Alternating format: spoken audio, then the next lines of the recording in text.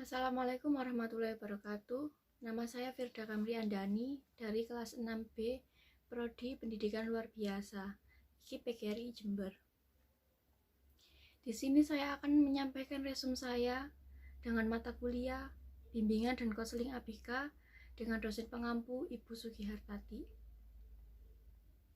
Yang pertama, saya akan menyampaikan tentang resume saya 2.1 bimbingan konseling ABK dengan tema problema perilaku ABK.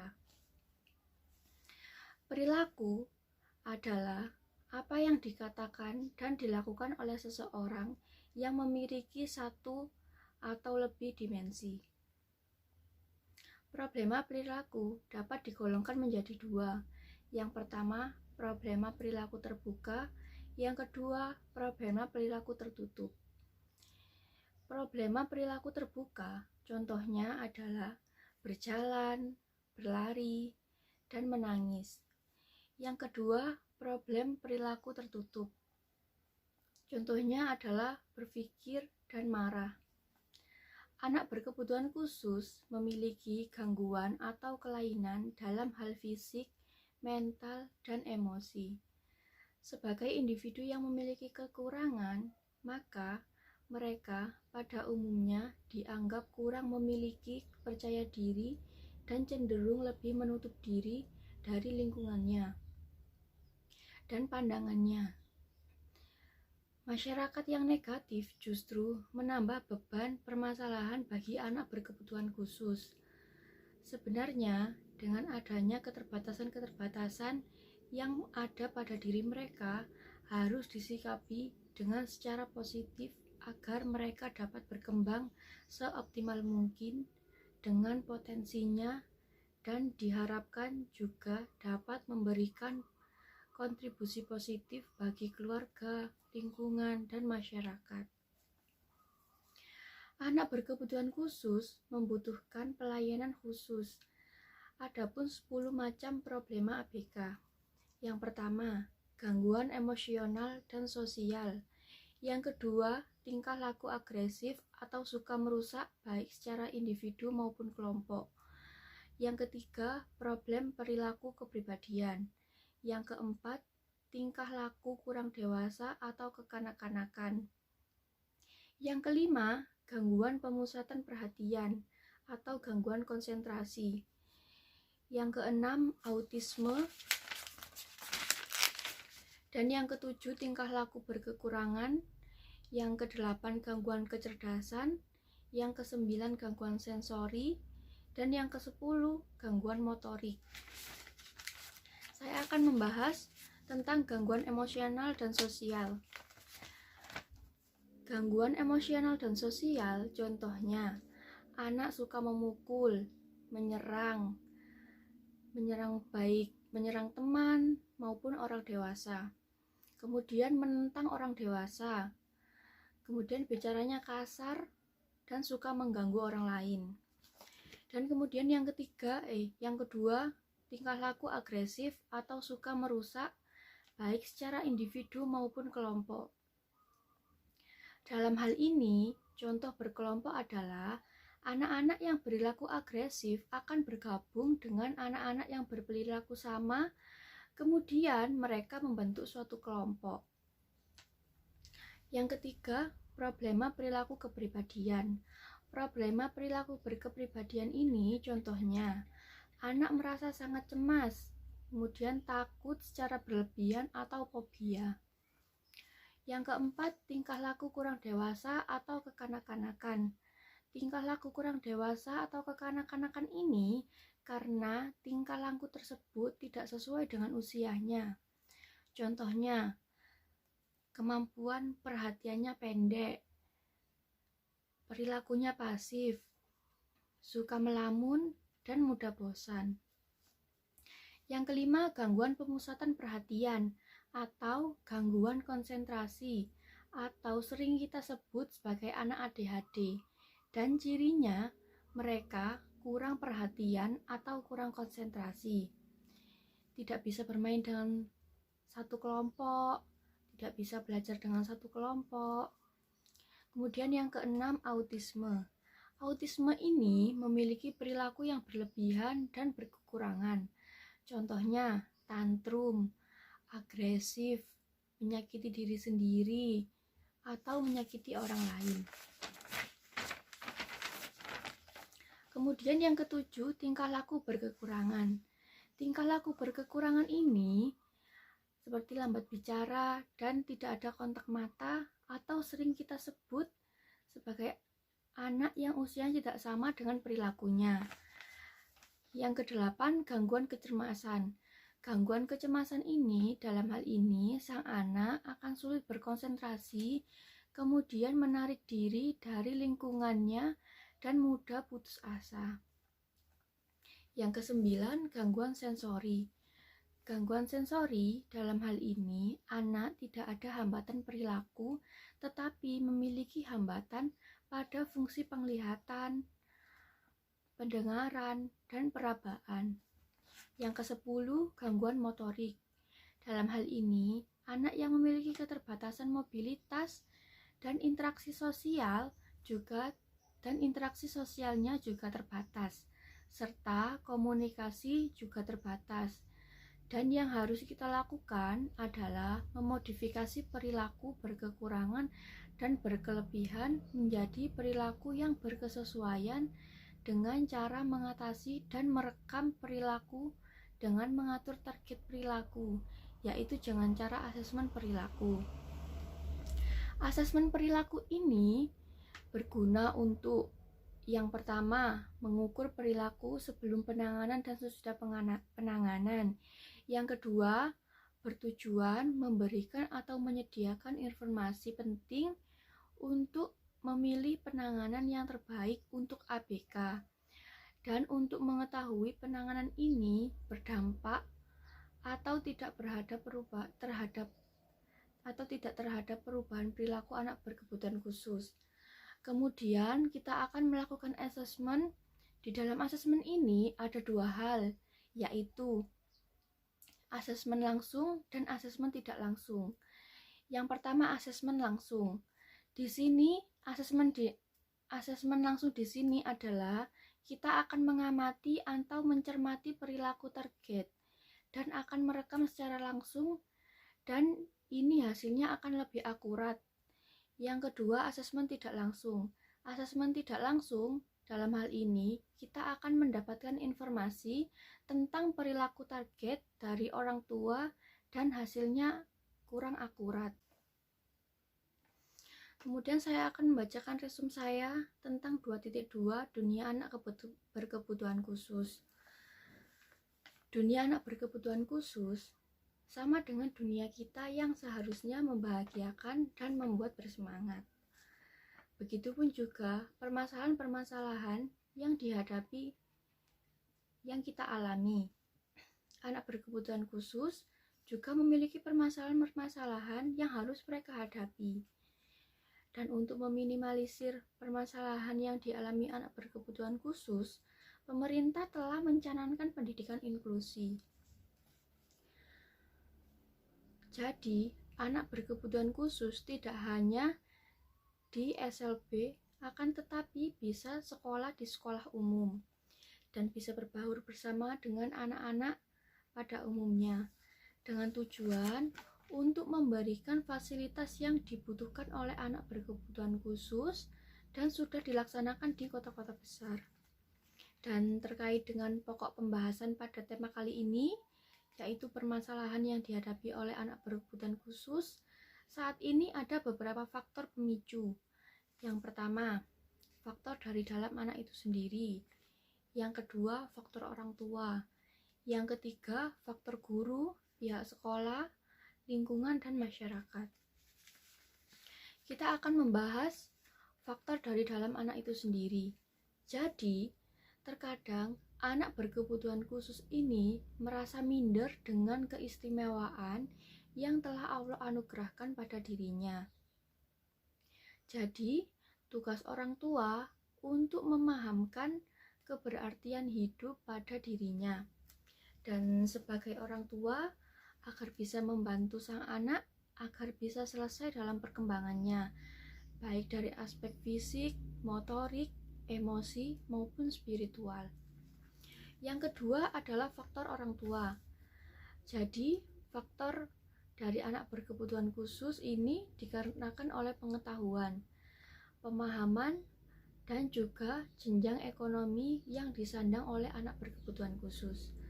Menurut hasil penelitian, banyak di antara orang tua anak berkebutuhan khusus memiliki pemahaman yang kurang tentang pendidikan.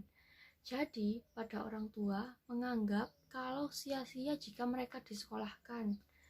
Sehingga yang dilakukan oleh orang tua anak berkebutuhan khusus ialah mengurung diri anak berkebutuhan khusus, bisa jadi dari orang tua itu sendiri yang membuat benteng agar sang anak terisolir oleh lingkungannya.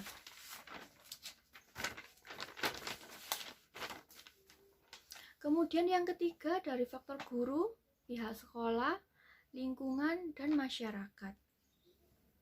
Menurut Undang-Undang Dasar Nomor 20 Tahun 2003, Pasal 5 menjelaskan bahwa setiap manusia memiliki hak yang sama untuk mengenyang pendidikan, termasuk warga negara yang memiliki kelainan fisik, emosional, intelektual, mental, dan sosial. Jadi, mereka berhak untuk menerima atau memperoleh pendidikan khusus, dan ini harus dipahami oleh semua guru. Berkaitan dengan masalah tersebut, pemerintah melaksanakan pendidikan inklusi untuk memfasilitasi dan memberikan hak untuk anak berkebutuhan khusus. Akan tetapi, adapun kendala dari sekolah inklusi adalah yang pertama, manajemen inklusi yang belum sempurna. Yang kedua, guru belum bisa memahami karakter anak berkebutuhan khusus. Yang ketiga, kurangnya pelatihan bagi guru tentang cara penanganan anak berkebutuhan khusus. Yang keempat, kurangnya guru pendamping khusus. Yang kelima, guru pendamping khusus harus mempunyai sertifikat mengajar anak berkebutuhan khusus. Dan yang keenam, anak berkebutuhan khusus masih banyak dibully di sekolah karena kurangnya pengetahuan tentang cara memperlakukan anak berkebutuhan khusus. Oleh karena itu, harus diadakan sosialisasi bagi warga sekolah dan lingkungan sekolah. Dan adapun fakta mengenai kondisi-kondisi di atas seperti lemahnya sebagian bidang seperti kurikulum, kebijakan sekolah, profesionalisme, ketenagakerjaan guru, kemudian sarana, prasarana, dan manajemen sekolah.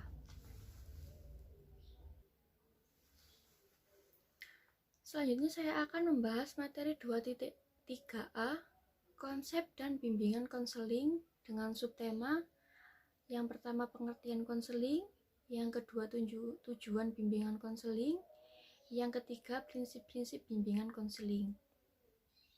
Yang pertama saya akan membahas tentang pengertian konseling. Pengertian konseling, bimbingan dan konseling merupakan alih bahasa dari bahasa Inggris yaitu guidance dan counseling. Secara etimologi, konseling berasal dari bahasa Latin yaitu consilium yang berarti menerima atau memahami. Secara harfiahnya, istilah guidance dari akar guide yang berarti A. mengarahkan, to direct, B. mengelola, to manage, C. menyetir, to steer. Kata konseling meliputi perembukan, pemberian, nasihat, penyuluhan, dan penerangan. Tetapi istilah penyuluhan tidak sama dengan konseling.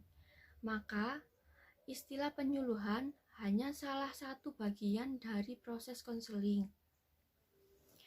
Kata penyuluhan berasal dari kata suluh atau obor, yang berarti memberi kesan hanya satu pihak yang aktif, yaitu orang yang memberi penerangan saja. Kemudian menurut Aska, atau American School Counselor Association mengemukakan bahwa konseling adalah hubungan tatap muka yang bersifat rahasia, penuh dengan sikap penerimaan dan pemberian kesempatan dari konselor pada klien. Konselor mempergunakan pengetahuan dan keterampilan untuk membantu kliennya dalam mengatasi masalah-masalah. Hubungan dalam konseling bersifat interpersonal, terjadi dalam bentuk wawancara secara tatap muka antara konselor dengan klien.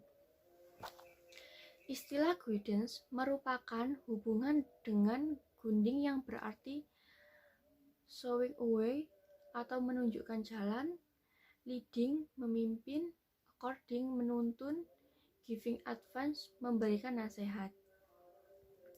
Menurut Crow dan Crow, bimbingan adalah bantuan yang diberikan seseorang, baik pria atau wanita, yang memiliki pribadi yang baik dan pendidikan yang memadai kepada seorang individu untuk menolong individu mengemudikan kegiatan-kegiatan hidupnya sendiri, mengembangkan arah pandangannya sendiri, membuat pilihannya sendiri, dan memikul bebannya sendiri.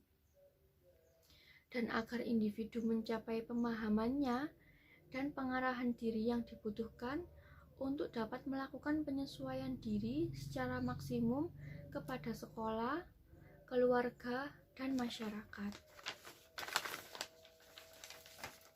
Kemudian, yang kedua, tujuan bimbingan konseling. Tujuan pemberian layanan bimbingan menurut Ahmad Juntika Nur Ihsan, yang pertama, agar individu dapat merencanakan kegiatan penyelesaian studi, perkembangan karir, dan kehidupannya pada masa yang akan datang. Yang kedua, pengembangan seluruh potensi dan kekuatan yang dimiliki seoptimal mungkin. Yang ketiga, menyesuaikan diri dan mengatasi hambatan dengan lingkungan pendidikan, lingkungan masyarakat, serta lingkungan kerjanya, dan mengatasi hambatan serta kesulitan yang dihadapi dalam studi, penyesuaian dengan lingkungan pendidikan, masyarakat, maupun lingkungan kerja. Kemudian tujuan bimbingan konseling. Tujuan bimbingan konseling yang kita lakukan pada anak berkebutuhan khusus bertujuan agar anak berkebutuhan khusus mencapai perkembangan yang sesuai dengan potensi dan sistem nilai tentang kehidupan yang baik dan benar, dengan mencapai tingkat kemampuan intelektual yang tinggi.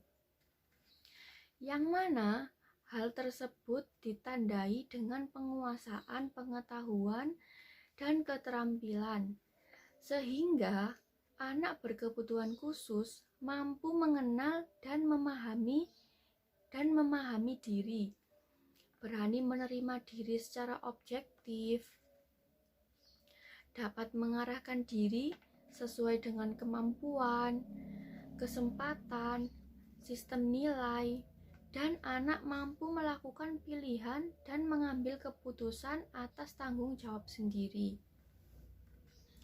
Dan yang ketiga, prinsip-prinsip bimbingan konseling. Prinsip-prinsip bimbingan konseling ini terbagi menjadi 8. Yang pertama, membantu individu agar mereka dapat membantu dirinya sendiri dalam menyelesaikan masalah yang dihadapi. Yang kedua, bimbingan berfokus kepada individu yang dibimbing. Yang ketiga, bimbingan diarahkan kepada pemahaman keagamaan dan karakteristik individu yang berbeda-beda. Yang keempat, bimbingan dimulai dengan identifikasi kebutuhan yang dirasakan oleh individu yang akan dibimbing. Yang kelima, bimbingan harus luas dan fleksibel sesuai dengan kebutuhan individu dan masyarakat. Yang keenam, program bimbingan di lembaga pendidikan harus sesuai dengan program yang dikembangkan pada lembaga yang bersangkutan. Kemudian yang ketujuh, pelaksanaan program bimbingan harus dikelola oleh orang yang memiliki keahlian dalam bidang bimbingan. Yang kedelapan, pelaksanaan program bimbingan harus dievaluasi. Selanjutnya, 2.3b, konsep dan bimbingan konseling dengan subtema konsep dan bimbingan konseling.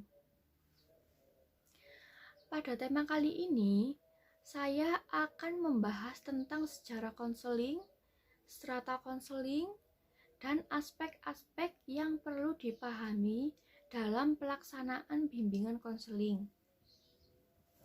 Yang pertama, saya akan membahas tentang sejarah konseling terlebih dahulu.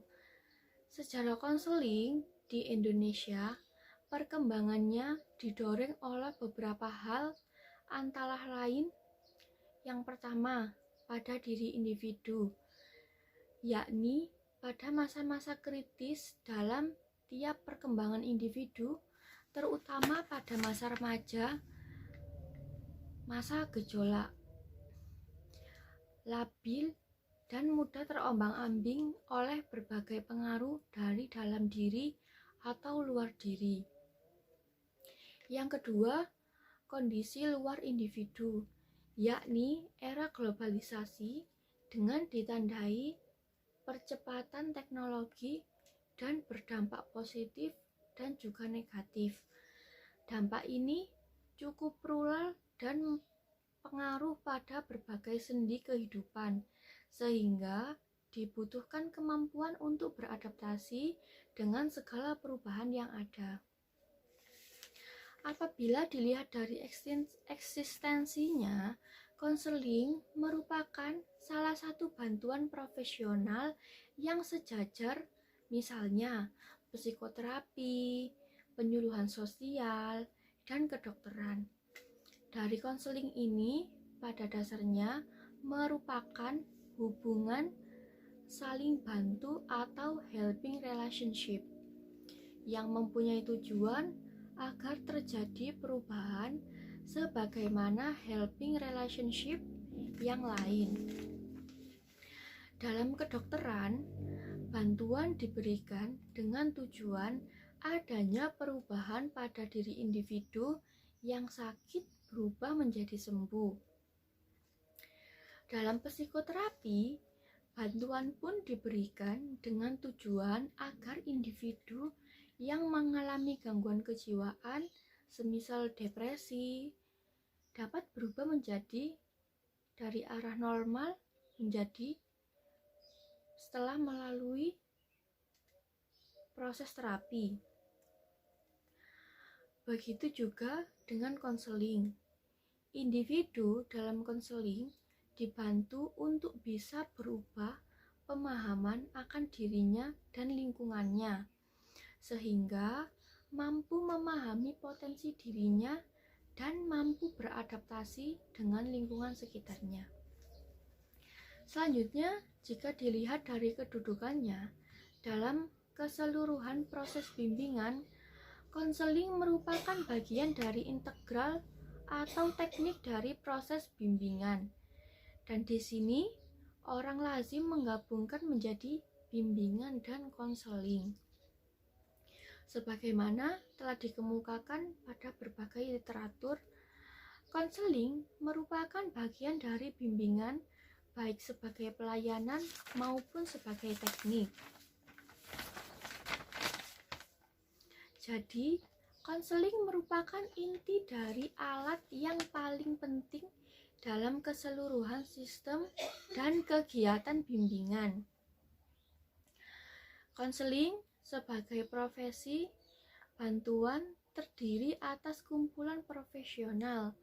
Terdapat beberapa profesi bantuan yang diidentifikasi sebagai profesional bantuan seperti psikiater, psikolog, konselor profesional ahli, terapi keluarga, dan perkawinan serta pekerja sosial. Kemudian strata konselor.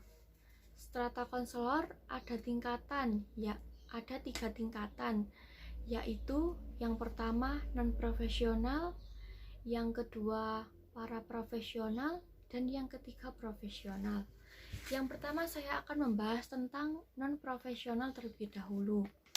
Non-profesional adalah bantuan yang dapat diberikan kapan saja dan di mana saja, yang kemungkinan 2 orang atau dalam upaya pemberian bantuan.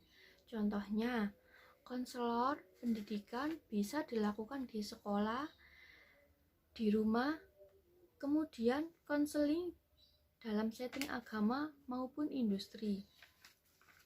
Yang kedua, para profesional. Para profesional adalah pemberian bantuan yang telah menerima latihan yang diarahkan pada masalah khusus dalam konseling.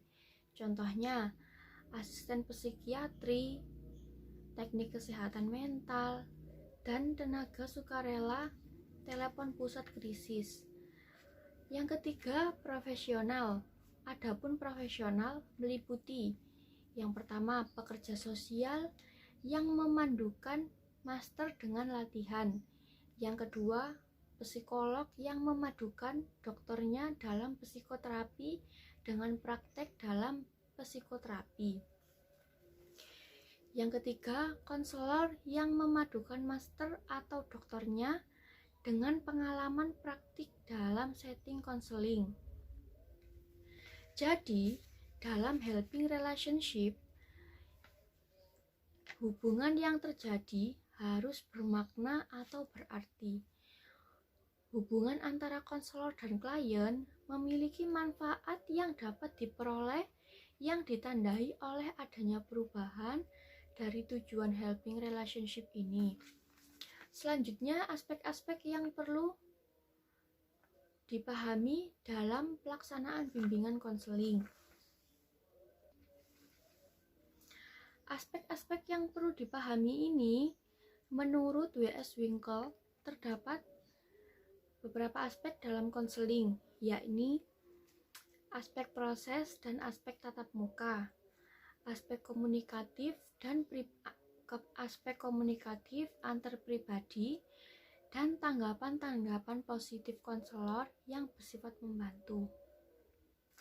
Yang pertama, aspek proses menunjukkan adanya perubahan pada diri klien. Yang kedua, aspek tatap muka yang menunjukkan adanya pertemuan berhadapan antara konselor dan klien serta adanya wawancara mengenai permasalahan yang dihadapi klien. Dan yang ketiga, aspek lain yang menunjang aspek-aspek yaitu aspek proses dan aspek tatap muka adalah aspek komunikatif antar pribadi dan tanggapan-tanggapan positif konselor yang bersifat membantu.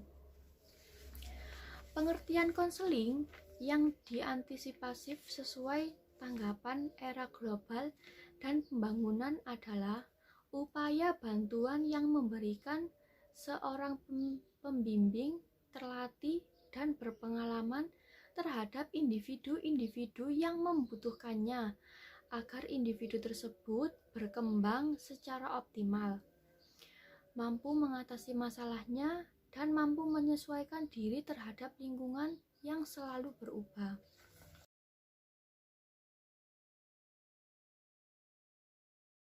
Assalamualaikum Ibu, selamat pagi. Iya, waalaikumsalam Ibu, selamat pagi. Ada yang bisa saya bantu? Jadi gini Bu, saya izin berkonsultasi mengenai murid saya. Oh iya, bisa silakan Ibu, bagaimana? Jadi salah satu murid saya itu kayak enggan gitu loh untuk menulis ataupun menebari. Kira-kira bagaimana ya Bu? Oh, untuk kasus yang seperti ini, yang kita lakukan pertama kali, kita coba untuk mengajarkan memegang pensil terlebih dahulu. Kegiatan memegang pensil ini kita lakukan secara berkali-kali sampai sang anak mau untuk memegang pensilnya.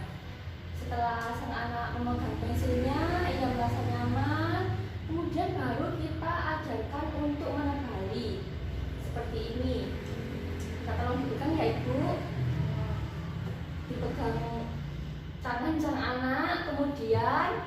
kita mengajarkan untuk menebali tulisan yang ada di buku tulisnya yang sudah disampaikan oleh ibu, dan itu dilakukan secara berkali-kali sampai sang anak mau menulis atau menebali seperti itu.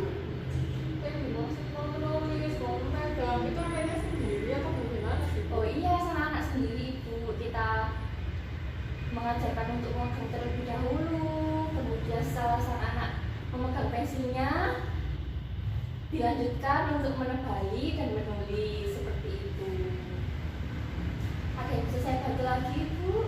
Kemudian ada juga sepupu saya yang sampai di sekolah itu dia nangis, nggak mau belajar gitu loh Bu. Kira-kira bagaimana ya kalau kayak gitu? Oh, untuk yang seperti ini, yang pertama kita lakukan, kita membuat mood sang anak membaik terlebih dahulu. Setelah mood sang anak membaik terlebih dahulu, kemudian baru diberi materi. Itu ibu. Ya berarti cuma moodnya Iya, biar bagus kita dulu. kita membuat mood sang anak baik terlebih dahulu dengan cara bermain.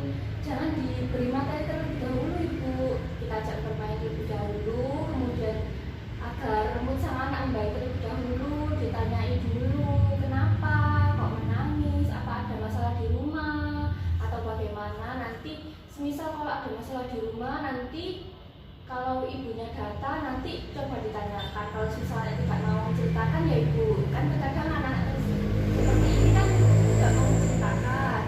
Ibu nanti ditanyakan ke orang tuanya, nanti diberi saran bagaimana agar sang anak moodnya baik sebelum berangkat ke sekolah. Seperti diajak bermain terlebih dahulu, seperti itu.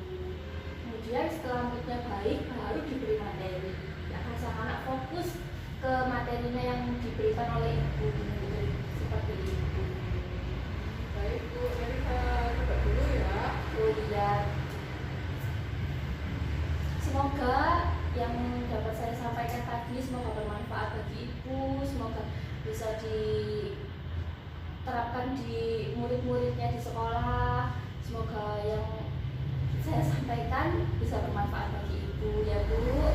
Ya, terima kasih Bu. Ya, ibu sama-sama. Waalaikumsalam.